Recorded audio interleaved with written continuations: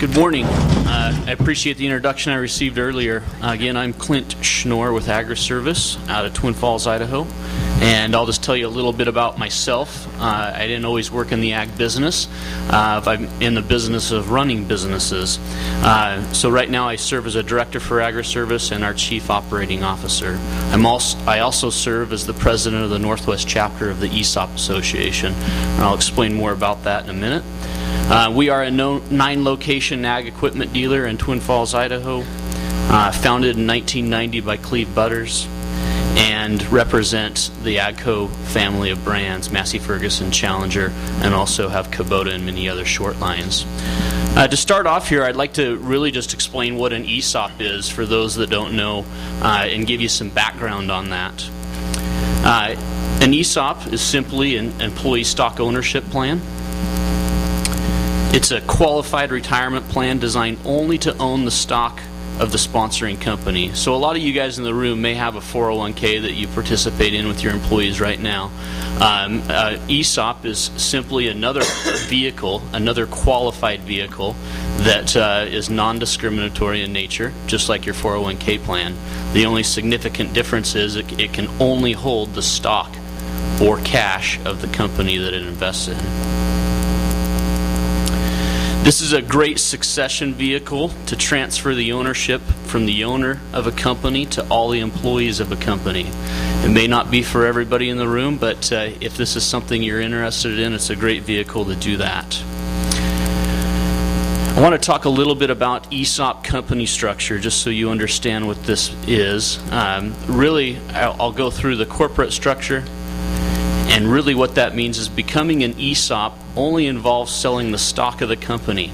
It's not going to change the corporate structure of what your company is right now in most instances. Really the ownership of the shares is all that moves between the current owner and the employees. If you're an S Corp right now, you'll remain an S Corp. If you're a C Corp, you could remain a C Corp. Obviously, if you're an LLC or something like that, you would need to change your structure to some type of corporate structure. But essentially, all we're doing is taking shares from one ownership group and moving it to another in an ESOP. There are some significant benefits to making an S election if you're a C Corp right now. It has to do with the tax savings associated with becoming an ESOP. A little bit about the management structure of most ESOPs. It may require you to implement stronger corporate governance. And what I mean by that is if you're not running with a board of directors right now or an executive management team, you probably need to institute that in an ESOP structure. We currently have informed a 5-member board of directors when we became an employee-owned company. And we have an extensive senior management team. In our organization of about 170 employees, 10 of those are our senior management group.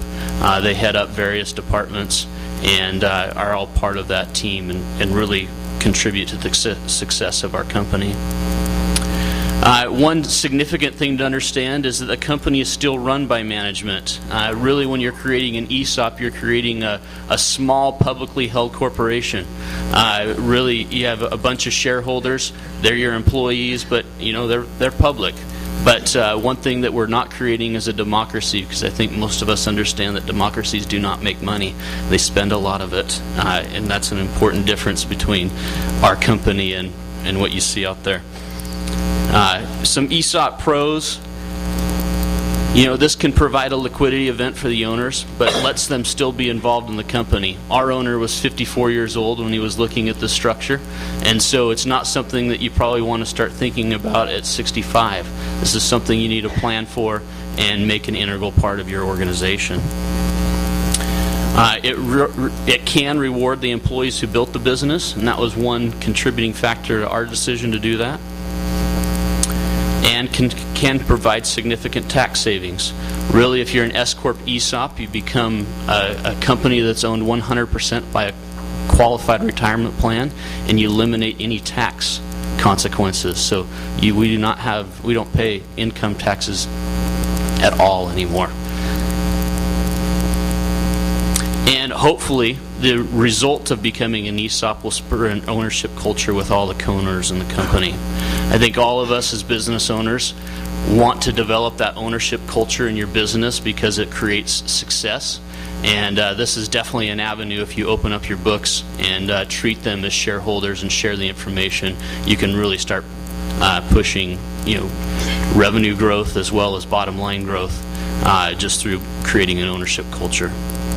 Some of the cons that are associated with being an ESOP is it's definitely not for small companies. Being a qualified retirement plan, there's definitely testing associated with that requires percentages of ownership to be calculated every single year to make sure it's fair. And so if you're a very small dealership, it's not going to be ideal for you. Also, it definitely requires the owner to be involved for a certain period of time. ESOP structures aren't the easiest to finance. A lot of times it involves the current owner of the company financing a portion of the buyout. But if you're one that is looking at that and wants to be involved in the company, it's still a great opportunity for you to do so. There are initial and ongoing expenses. As your company grows, going through the actual transaction itself can be expensive, and then doing the regulatory requirements and valuations each year has an ongoing expense to it. And for some of you, you might think of adding additional corporate governance as a downside. I don't believe that to be true. Having outside directors in any of your businesses can be very helpful to get you a better perspective on what you should be doing to run your company effectively. So I listed this as a con here. This is, in my opinion, not a con of being an ESOP, but one that you might view as. And there is an additional regulatory burden. It's not significant. You fall under ERISA guidelines just like you would in your 401k, and an ESOP has some additional ramifications for ERISA. Let me tell you a little bit about our company. Pre-ESOP, we grew from 1 store in 1990 to 8 stores in 2010. We had 150 employees with really low turnover.